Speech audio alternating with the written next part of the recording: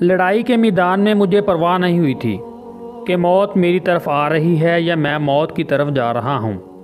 یہ دلیرانہ قول اللہ کے شیر مولا علی کا ہے، جنہوں نے اسلامی غزوات میں ایسی شجاعت، بہادری اور بے خوفی کا مظاہرہ کیا تھا جس کی کوئی مثال نہیں ملتی تھی۔ غزوہ بدر میں مسلمانوں اور کفار کے درمیان لڑے جانے والی تاریخ کی پہلی عظیم جنگ ہے۔ حق و باطل کا یہ مارکہ 17 رمضان المبارک سن 2 ہجری کو مدینہ سے 150 کلومیٹر کے فاصلے پر بدر نامی مقام پر لڑی جانے والی ایک جنگ تھی۔ اس جنگ میں مسلمانوں کی تعداد کفار کے مقابلے میں کافی کم تھی۔ اس کے باوجود مسلمانوں کو مشرکین پر فتح حاصل ہوئی۔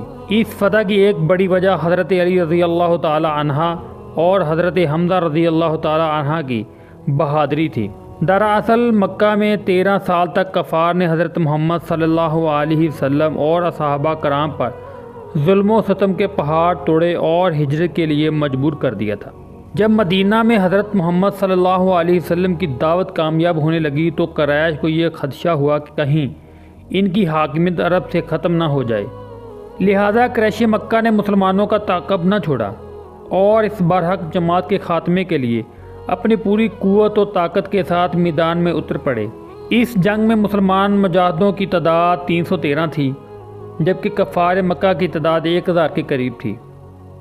مسلمانوں کے سامان اور سواریوں کی قلت کی وجہ سے 2-2 3-3 آدمیوں کو ایک ایک اونٹ پر سوار کر کے لے جایا گیا تھا، جس پر وہ باری باری سواری کرتے تھے۔ نبی اکرم صلی اللہ علیہ وسلم کے ساتھ سواری میں حضرت علی رضی اللہ تعالی عنہ اور زید بن حارث تھے۔ بدر کا میدان تھا اور دونوں لشکر آمنے سامنے کھڑے تھے۔ مشرکین کی صفوں سے 3 آدمی اپنی تلواریں لہراتے ہوئے للکارتے ہوئے میدان میں اترے اور مسلمانوں کو دعوت دی۔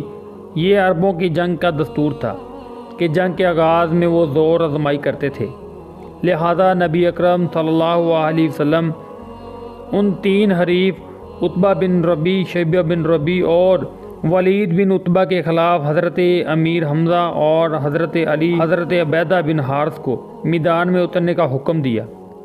حضرت حمزہ رضی اللہ تعالی عنہ نے چند لمحوں میں ہی عتبہ کو ڈھیر کر دیا۔ ولید امام علی کے مد مقابل آیا۔ ذوالف وقار کے دھارا اور قوت ایمانی سے بھرا حیدری بازو کے آگے ولید زیادہ دیر تک نہ ٹک پایا اور اس کا کام بھی تمام ہو گیا۔ ایک روایت کے مطابق حضرت علی رضی اللہ تعالی عنہ تینوں افراد کے قاتل میں شریک تھے۔ اسلامی لشکر نعروں سے گونج اٹھا اور کفار کے خیمے میں ہلچل مچ گئی۔ لڑائی شروع ہوئی تو دیکھتے ہی دیکھتے مسلمان کفار پر غالب آنے لگے۔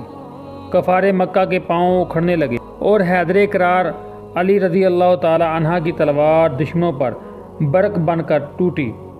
وہ فوج اور تمام جنگی ساز و سامان کے ساتھ مسلمانوں کے مقابلے میں 3 گنا زیادہ تھے۔